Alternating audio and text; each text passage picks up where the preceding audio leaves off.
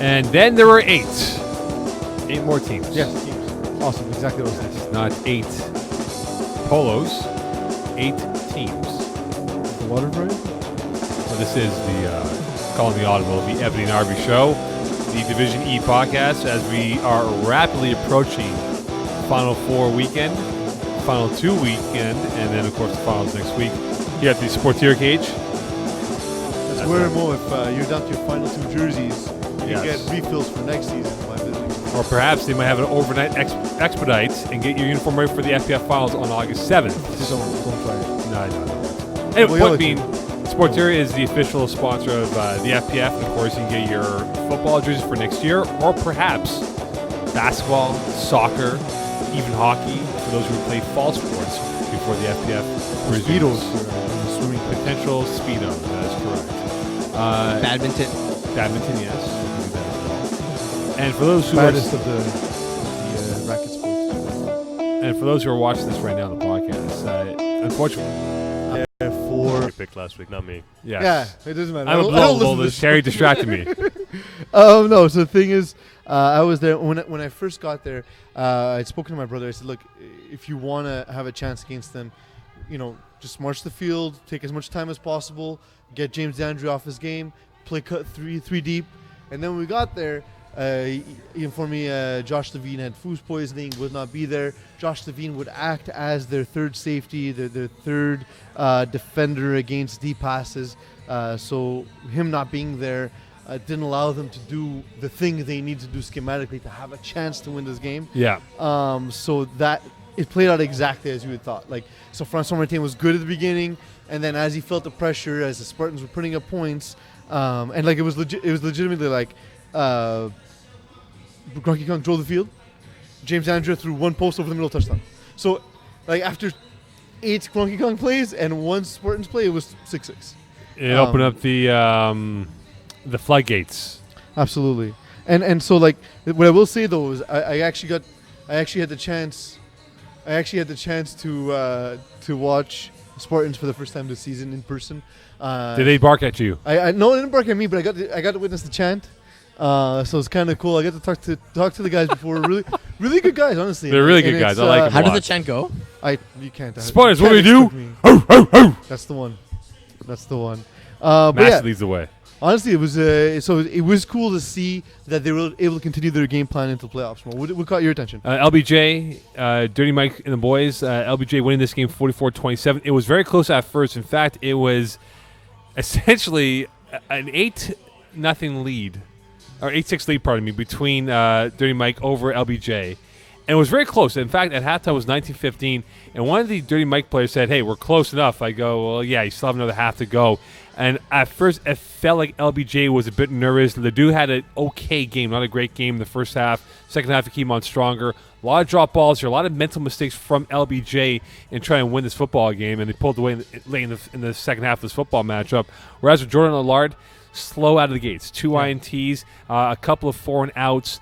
Didn't really get into the flow of things. And as I told you off air, if they had an experienced Jordan Allard with a little bit more spice to his game, I think they might have made this game a lot closer, perhaps even flip it in their victory. But I think it's a lack of experience compared to what LBJ has, being a team that has tons of FEF playoff experience on their. How does one add spice to their game? So if Chapman goes to the club tonight, what's his 11 spice recipe? You can use Old Spice. Nice. Nothing but Old Spice. I love Old Spice. Basically what he's saying is go to Lexio. But I think LBJ was this far superior team in this element of playoffs. And I think next year, if Allard comes back as a quarterback, perhaps Division 5B, if not Division 6, he has a chance. I think he needs a season Division 6. Absolutely. But he needs to hone his because he gets the concepts. He knows what's going to get open. He's a smart player. Right. It's just he needs to be able to practice getting the ball in his hands, releasing it, getting the footwork right. And Division 6 is slower than Division 5. So take a bit of time and learn to adjust the speed of the game. What else caught your attention? I was there for Tees and Beer Super Troopers. Super Troopers kept it close in the first half. And to be honest, the score is a little bit closer than the game would make it appear because the Super Troopers really struggled in the second half. Gab Wiseman got deflagged on a run on 4th down and threw on a separate fourth down, short of the yardage marker. Like he was like 4th and 7, and he threw like a 4-yard pass, and his dude was deflagged right away. So essentially, Super Troopers done despite a valiant effort. Never able to get their wheels going in the second half, but Tees and Mir, in a sense, were lucky that this game, because in the first half, Super Troopers were out playing TDs and Beer. Yeah. And then in the second half, TDs and Beer made a lot of adjustments to their credit, and Gab Wiseman and Super Troopers did not. The biggest thing that bothered me about TDs and Beer, and we'll talk about it when we get into the previews this week, is a lot of missed tackles from a very experienced team. Not good. Not good. So I'd like to see how that shakes out in the coming game. Roadrunners, Sioux-Tang Clan, runners win 31-20. Speaking to GM afterwards, he said, look, they were just a better team, flat out. They played a better football game overall. And not to say this is all on the lack of an offense for STC, but right now, this is something that they have to look at in the offseason to say to themselves, we need to get some game breakers to go with our quarterback and have a better opportunity to become more lethal on both sides of the football. I think for Roadrunners, a huge win. And the fact that, not to say that they're the most dangerous team at this juncture of the playoffs, but they look like a team that has the recipe of ingredients to go out there and maybe make a deeper run than what many people anticipate them to be at this point of the season. The thing, too, Mo, is I spoke to GM before the game, and I said, look, what you got to do is you got to commit to a bracket over Justin Lerner. So top and bottom, there needs to be 2 guys on him and make someone else beat you. And GM said, well, yeah, but like he still tore us up last time. I said, look, try it out, commit to it, because that's the only way you'll stop them is you need to stop Lerner. And basically, it's as GM predicted, is they were not able to stop him. So Jim Calathris knew it was going to be a tough matchup for them. And despite his experience and despite the fact it's a strong defensive team, they could not defend against him. He caught 3 touchdowns on 5 passes and on slightly over 90 yards. That's a huge game. I caught the GWR John Gee game. Oh. I did not. I did catch, however, the Warriors and Trinity game where Trinity won 31-6. They're hot. Warriors were without their normal quarterback, and so they had to they sent out Sam Villaferte and Sava Stefanidis out there. Jean-Felix Marquis, on the other hand, however, was awesome. Yeah. And honestly, the dude who I wanted to draw attention to, I want to make sure I got the right, because there's 2 of them. Yeah, there's Antoine Dansereau-Leclerc. Yeah. The dude is awesome. We'll talk about him great later defender. on. Yeah. I saw that as well. Yeah. But just in this game here, he was indefensible on offense. There was he has 2 catches, 46 yards, and a touchdown, but he was running open all game, and he was one of many wide open receivers. Yeah. So it wasn't necessary for Marquis to hit him all the time, but he was open constantly. And on defense, he's a terror. He's all over the field. He has an incredible range, so he's deflagging guys. He had an interception this one as well. I thought he had a couple PDs, but I guess the stat keeper didn't agree. But honestly, I was very, very impressed by Trinity. Despite not really scoring in the second half, to be honest, they kind of let up a little bit because the game was already out of reach. I did want to talk about one situation that came up with a player by the name of Peter Gianninis. Honestly, I don't want to talk about what he did specifically because I don't want to glorify it. I don't want to glorify it, but it was a jerk move. If it was up to me, he'd be suspended for a year. Wise words from PZ Del It was Rizzi. jerky. I don't know if Whatever it is, I didn't see it, so It was a jerk you. move. Okay, fair He knows enough. what he did. Okay. And if he's okay with it, then he is a jerk. If he's not, then he just had a bad day. The jerks store called, and they said they ran out of Jerkness. jerkness. No more jerk spice. No. What you can add to? Do they still have jerky? They could. Like beef jerky? There we go. Maybe they're sponsored by jerky. Go here with 2 more days of action before we hit the August 7th finals in Brossard, Quebec. Get it done, Mo. Let's go with the first game. We have TDs and Beers against Smoking A's or Smoking Axles. Axles. The A's won 25-7 last time they played each other. Jordan Rossi with 4 TDs, 1 INT. Brad Evans, 77 yards passing, 1 TD, 1 INT. And Geary had 2 touchdown grabs. Their only loss of the season for TDs and Beers. Yeah. How much of a bitter taste do they have in their mouths going into this matchup? It's bitter because they know if they do the same thing, they will lose. It's not that they had a bad day.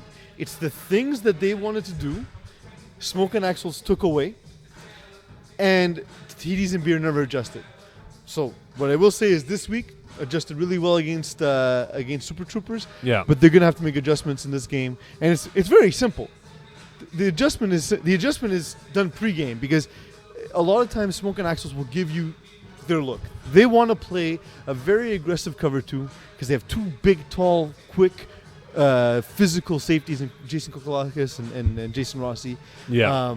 Ball hawks too. Exactly, but they're ball hawks because the 3 guys who play short are very adept at shooting gaps and jumping short routes, which is what Brad Evans likes to do.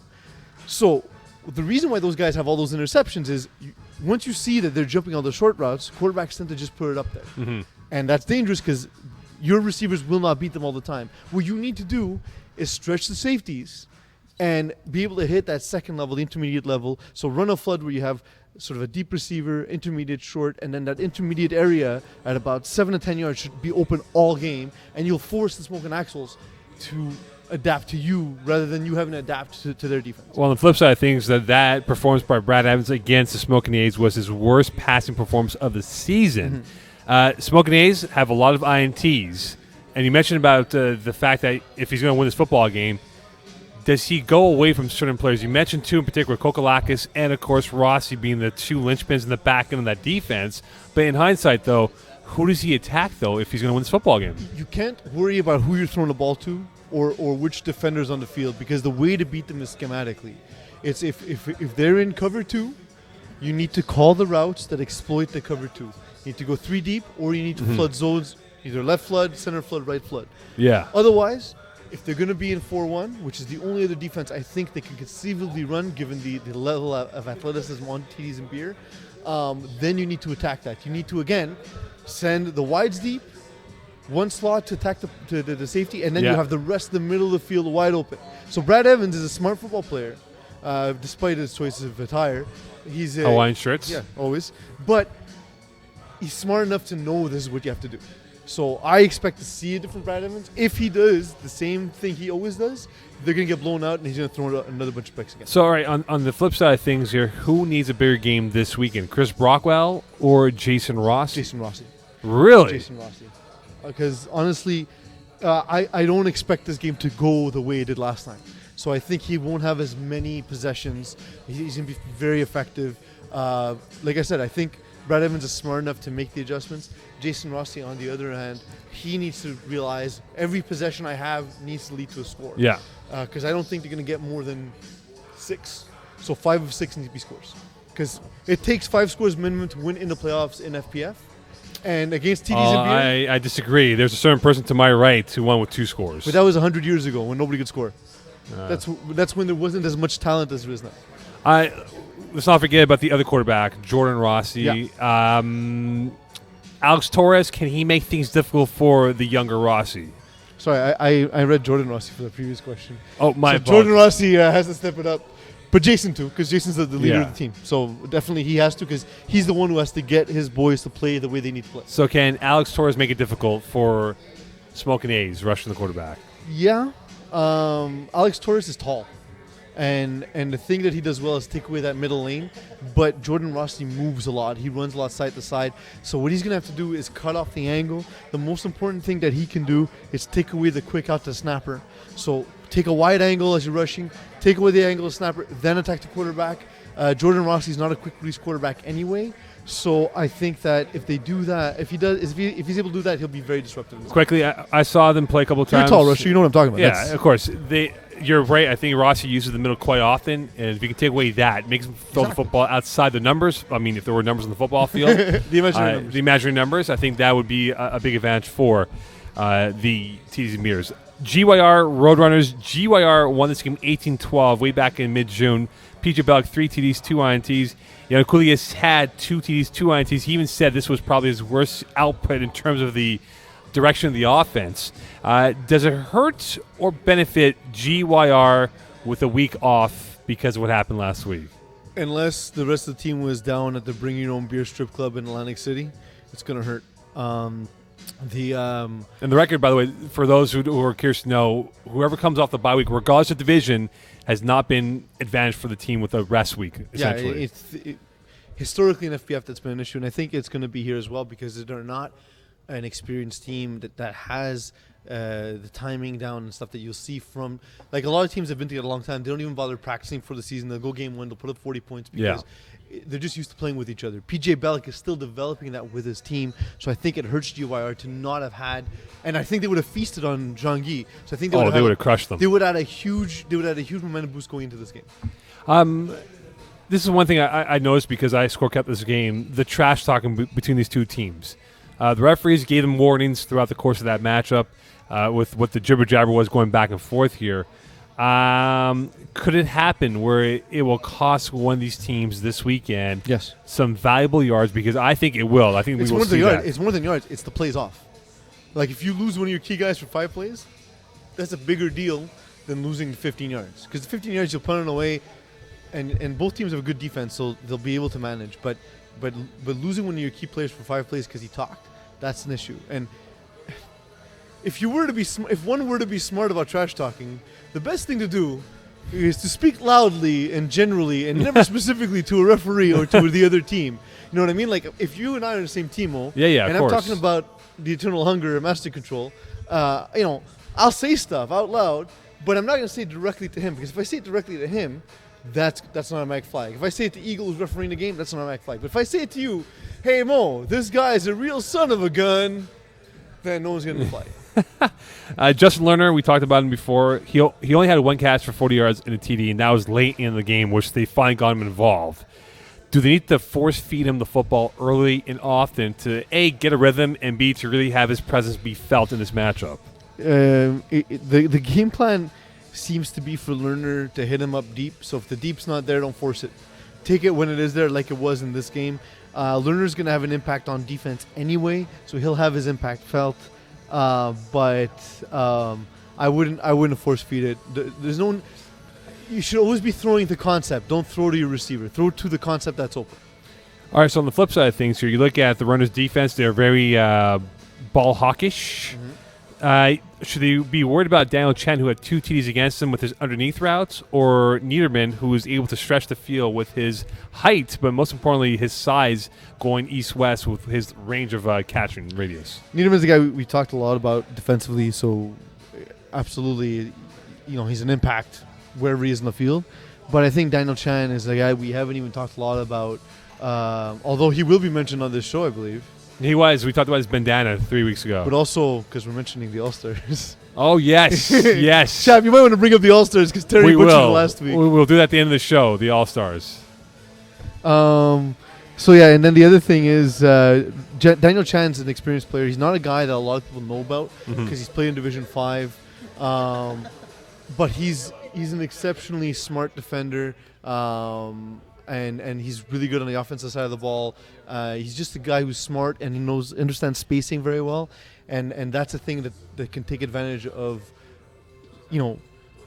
poor defenses that haven't come together yet, or quarterbacks that look at their receivers rather than where their defenders are. Trinity beat Sparty 26-14. Jeff Marquis had 208 yards passing, 4 TDs, 1 INT. James Dandry had a meager 78 yards passing. Out of the 4 matches we have this weekend here, PZ, is this the worst case scenario for Sparty to go up against a Trinity team that's been playing very good football against the best of the V? Yes, and you know what? Like we talked about early in the season, Trinity seemed to shy away from teams that were physical or teams that were loud. This week they played the Warriors, and both teams Trinity are a lot of tackle guys. A lot of times they're lowering their shoulders as sort of like not with intent to injure, but just doing it because they're used to doing it. That's just the way their minds work. And Warriors took exception and were taking runs at the Trinity players. Yeah. And the Warriors were constantly talking, so it seems to have bothered them a lot less than it did earlier in the season. So I think they're ready for what the Spartans are, and I think that they are physically the best matchup. I think this might be the championship game. So are you saying that one of these teams will be going to the final? If you're saying this is a title game, I think it might be good, but I'm still a big LBJ fan, so I'm not willing to make that statement just yet. But talk to him on August 8th, the day after. I was really impressed, having seen the Spartans firsthand. I was really impressed with James Dandry as a quarterback. He's come a long way in a short period of time, and I was really impressed by the athleticism of Trinity. So, I, honestly, if there's a game to watch in Division E this week, this is the one. But I can't say it confidently, but I wouldn't be surprised if one of these teams makes it to the finals. So we talk about James Dandria, who had an awful game against Trinity. We remember his playoff performance last winter, which was pretty much nothing. Yeah. Trinity, he's forgotten it here completely. Yeah, Trinity. Total amnesia. Yeah, Trinity has 3 players with 7 INTs or more in a season each. Yeah. Because how will he approach this game this time around? They have so much speed, height, strength. He has to take what they give him. He can't just chuck it up because this isn't Gronky Kong. They have the athletes. You know, like they don't need to win schematically. They can go punch for punch with you, which most teams in Division E can't. This team absolutely can. So you're going to have to actually take what's there. If they're giving you a 3-yard hook on the outside, take the 3-yard hook on the outside. If it's there 10 times in a row, take it 10 times in a row. Because that's what's going to be Trinity. Putting it up in the air and letting them make plays, and then having to play from behind and have to put it up in the air over and over and over again, that's not going to work. All right, so who has a bigger pass rushing game? Is it Dansereau Leclerc or Martel? Both excellent at what they do. They bring different styles to the pass rushing department. Who does a better job this week? Martel was doing something stupid this week. When Francois Martin was dropping back, he gets the line of scrimmage and jump, and then land, and then keep rushing to try and take away the middle. You lose so much speed and momentum that way. Yeah. Like you're tall enough, just be tall. And like so, Francois Martin is not very mobile. Would you agree, Mo? No other quarterback in Division E will be that limited athletically. So you can't keep doing that. Vincent Marquis will make you pay for that. So I think Dansereau Leclerc will have the bigger game, but I think Martel has the potential to have a big game. He just needs to play smarter. So Vincent Marquis, who you mentioned 2 seconds ago, 9 catches, exactly 2 seconds. 9 catches, 1 bill, and 2 TDs against Sparty. Can he do it again versus the favorite in this matchup? Can he do what again, specifically? Duplicate his performance that he had last time around when he played this team 2.5 weeks ago. Is that really his best game? Well, that in terms of statistical output, 9 catches, 100 yards, 2 TDs. Yeah. Well, I mean, yes and no. I mean, I think he can, but they're going to be keyed on him this time. They're going to cheat because that defense is one that will cheat and will try and take away a matchup. So this is one where I can see Dansereau Leclerc, for example, opening things up. But Vincent Marquis in this one... But that goes to my next question, though. Should Sparty play man-to-man then? No, they're going to get toasted. Okay. Because this is the only team that's faster and as big as they are. Okay. All right. You know, I think Sparty has the athletes, but the question is, will be communication on defense. Can they communicate well, which they kind of get a little bit lackadaisical when the games are very tight, if that's the case to be. Because they're looking at the quarterback, man. So I guess if you're in man, at least you won't be doing that. But a lot of times when they're in zone, they're looking at the quarterback. So if you move the defenders with your eyes, you're going to have open receivers unless they find a way to be more disciplined in the week. Last game, LBJ Beast Mode. LBJ won 30-24. The dude had 6 TDs, 3 INTs in that matchup. Levine had 3 TDs, 1 INT pass. Valet, 3 touchdown pass receptions, pardon me. Should we be worried about LBJ's slow start, as I mentioned before in a recap, or was it just nerves for them in their first opening game? Didn't they score 44 points? Albeit, though, they were nervous in the first half, though. Then they scored a whole bunch of points in 22 minutes. But in hindsight, though, can they afford to have another slow start and against a much better team this time against Beast Mode? Oh, wait, repeat that more. A much better what? A much better. We don't have much time. We gotta hurry up here. The team is still alive in the playoffs. My throat's a little dry. Honestly, this is a cool matchup because these two teams have been high on since before the season started. So I'm really happy about it. To see them both in the playoffs. I'm happy to see them facing off against each other. I think this will be a great game. LBJ won't be able to get off to a slow start, but I will say that I don't think they'll be able to recover, but if any team can recover, it would be them because their defense is incredible. But I don't. It's the playoffs. You need to constantly be scoring. It becomes a very offensive game in FPF in the playoffs. Speaking of scoring, can the LBJ defense stop the beast mode trio that they have been so proficient, prolific what they do on the football field? Can they be stopped? Totally proletariat. Try to be. Proverbial. Yes, they can. Honestly, because they're hyper aggressive. They're big dudes. Also, they take away passing windows. Look, the offense they play is usually pretty obvious. They declare it usually a couple of seconds before the play starts. They'll even line up that way sometimes. They'll cheat their coverage, but they make up so much ground, and I think that's what makes it difficult for them. And I think this is where Beast Mode's going to struggle. Is they're going to see guys open for a second, force it, and we'll see some turnovers. Ledoux and Levine, they are both excellent athletes when they run with the football. Do they need to win this football game with their feet this weekend? Yeah, I mean, it doesn't hurt. Part of using your feet is to run. Sorry, is to run or walk. Yeah, run or walk. But it's the ability to make plays in space, and it could be, on either side of the ball, or quarterback, receiver. That's what this game is. It's making plays in space, making guys miss. That's the key, and both these guys can do it. So I think absolutely it's an added dimension. It's not something to shy away from. If you can do it, do it. Beast mode. Again, we talk about scoring points here. Do they need to put up 40 points, or can they win with a low scoring affair? Given that they scored only 24, which was their lowest output of the season. If you score, and it was against LBJ and lost, yes, yeah. If they put up 24 points, they will lose. You need, in FPF, in the playoffs, Chavin, what do I say? You need at least 5 scores to win in the playoffs. 5 scores to win the game.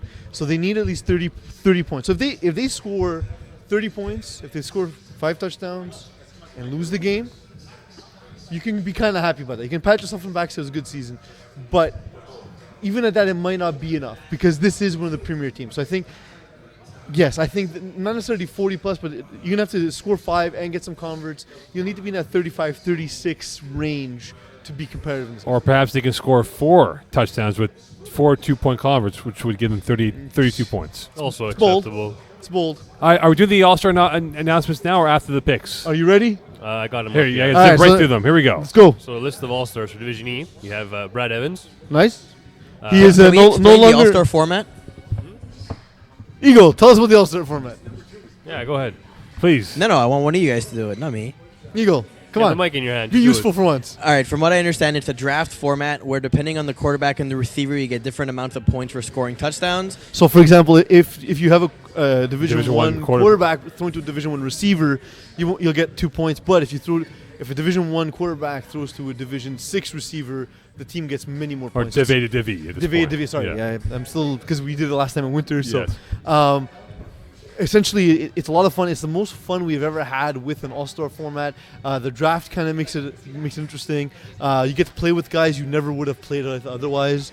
You might be receiving passes from Kevin Wyeth. You might be throwing passes to Kevin Wyeth. You might have Jacques Voigt catching balls for you. You know what I mean? Like guys in the low divisions get to play with guys they probably would never play with. Or wouldn't play with for years and years to come. So it's interesting. Plus, there's the other point that these guys in the higher divisions, especially if you're Divi, you're the most valuable players in this game. You know what I mean? So like, it's a lot of fun. It forces everyone to be involved, and it's a good time. Next year they'll go with the regional format. You have the South Shore All-Stars, West Island, East End, North Shore. East End will take it. James DeAndrea, baby. Yeah, I we had go. teammates that played in this, and they say it's the most fun, and they also come back with a ton of different plays to add to the playbook, too. So you learn a good lot. learning experience. Yeah. Here we go. All-Star announcements. All right. The next All-Star. Charles Olivier Lavigne. Right? I like that one. Yeah. That's a good one. Daniel Chan. Yeah. Daniel Chen, well, we were The talking headband? about him. Great player. About time he gets some recognition. Nathaniel Niederman, who got Yeah. We all surprise, award surprise. winner and Alexis Labonte. yeah. Yeah. Well, but doesn't he? Oh, but he quarterbacks Division 5. Yes, he does. But he's playing also- receiver. Yes. Okay. Sure. He's an all-star receiver Division E. Alexis Bissett. Yeah. Even Dude's- after his outburst he had 2 weeks ago, sure. But he's a stud. He's Yeah, he's he a great is. player. Like personality, notwithstanding, he's a great receiver. Next. Cédric Jeté-Lemay. Yeah. Yeah. I like him a lot. Team was just underwhelming. Yeah. Frustrating. Definitely. Alexander Samson. Yeah, okay. Okay, what's your problem with Alexander Sampson? That's all right. No, I think the dude makes your luggage too. perhaps It's a good he chance. does. Justin Lerner. Well, that was Yeah, pretty whatever. I mean, really. That was obvious. Hello. Jameel Greenidge. Yep. Greenidge, That's one two-way, of my yeah. favorite receivers in the division. Did a lot with Rahum Mohan, who's not a guy who can throw a deep ball. So it's pretty impressive to see what he's done in spite of it. Vincent Marquis. Yep. Yeah, like Vincent Marquez. Hell of a player. And the last one is Benjamin Dansereau-Leclerc. We talked Yeah. about him before. Yeah. Could have a big game this week. And honestly, Antoine Dansereau-Leclerc, it doesn't have the same amount of exposure, but both guys should be there because both guys are incredible. When and where? August 8th. Where is it? Lachine? It's at Lachine, right? Lachine, right? Hey, boss. All-Star games in Lachine? At Papineau. Oh, Papineau gets something now at the end. Nice. Yay! Yay! All right. Bring your beer to Papineau. Oh, we can't do No, that. don't do that. Don't do that. Bring your beers to the outside of Brossard. Papineau and drink it elsewhere. Outside in the parking lot. Don't drink in the parking lot. Drink on the sidewalk. You make Or it a in the ticket. parking lot. Okay, last one of the year. Here we go. So in our first game, we have TDs and Beer versus Smoke and Axles. The TDs and Beer are 5.5 point favorites. Give me Smoke and Axles because despite all the things I said about Brad Evans adjusting, I think it's a lot of points, and I think that even though TDs and Beer will win the game, it'll be a very, very close game. Give me smoking A's. But you didn't even say why. I'm just going point, man. Point. Bam. You said the analysis. I just give All you right, the pick. fair. GYR I'm versus... curious. Anyway, go Quiet, ahead. you. Don't interrupt Sorry. me. GYR versus Roadrunners. GYR are 1.5 point favorites. Every time. I think the week off's going to hurt GYR. PJ Bellick won't be himself, and they will not be able to contain Justin Lerner this time because the Roadrunners will be taking what the defense gives them. Give me Roadrunners to win this one running away. I apologize to Darren McDizian, who watched the show last week. Guess who I'm picking this week? That should be the Roadrunners. hint. Roadrunners. Yes. Spartans versus Trinity. Spartans are 2.5 point favorites.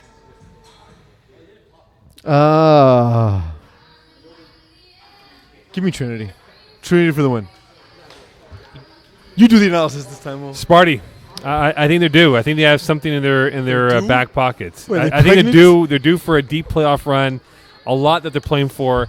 I believe Team Sparty will be going through. What I learned this week is Mo Khan knows nothing about biology. Go ahead. Next. LBJ versus Beast Mode. LBJ are 5.5 point favorites. Yeah, that's a lot of points. Okay, hold on. LBJ, let's go. Yeah. Yeah. Give me Beast Mode. I believe. Let's do it. Beast Mode. You my boys. Give me the win. I want to see you. Come down here. Of course, all the teams that win this week will be coming to find you. We'll be inviting you here to Before we Sportura. do that, though, we have to make a quick prediction for Tuesday's games. Yes. Well, okay, so who's playing who now, Chapman? I don't know. Well, there's two teams here. So who's going on to the one finals? bracket right now? You have TDs and Beers, going to the Smoking finals? A's. Who's going to the finals? TDs and Beers, Smoking A's, and LBJ Beast Mode on one side of the bracket. So you have TDs and Smoking A's, and you have Beast Mode going through. So who wins that game then? Sorry, which one? Sorry? I wasn't listening. Smoking A's versus Beast Mode. Who do you have going through? Smoking A's. All right, and No. GYR. Titties and beer. God damn it. Titties and beer. GYR. Of course, Roadrunners. They will play Spartans. Who you have winning that game? Trinity Spartans? Yeah, I picked Spartans. You picked the Roadrunners. Well, no, but wait. I'm trying to confuse you now. They're not playing each other. He wants continuity with your picks. No, but he's. I know you They're not picked. playing each other though. Yeah, they are. They're on the same side of the bracket. Spartans are playing Trinity. No, GYR but playing Roadrunners. for the Tuesday. Oh, for the next round. Tuesday, yeah, Tuesday. So I picked Trinity, right? Yes, you picked Trinity and you I'm Roadrunners. staying with Trinity. Okay, fair enough. Now you can promote the press conference for next week. All right, so if you do win, we will track you down. We'll be inviting you guys down to Sportura, where we will have the press conference. It's like a UFC weigh-in type thing, except you don't have to get naked. But if you want to We get have naked, cages too. we got no problem with it because we do have cages. That said, come down. It's a good time. It's a good way to promo your game. Talk a little trash, answer some questions. Just have a good time. It's really fun. And so PZ will be taking the reins from this young man over here, and he and Brent Bakken perhaps will be the 1-2 punch for next week's pressers. What do you want to eat? I'm just curious if you think it. On that note, good night. Seattle. It's really cool.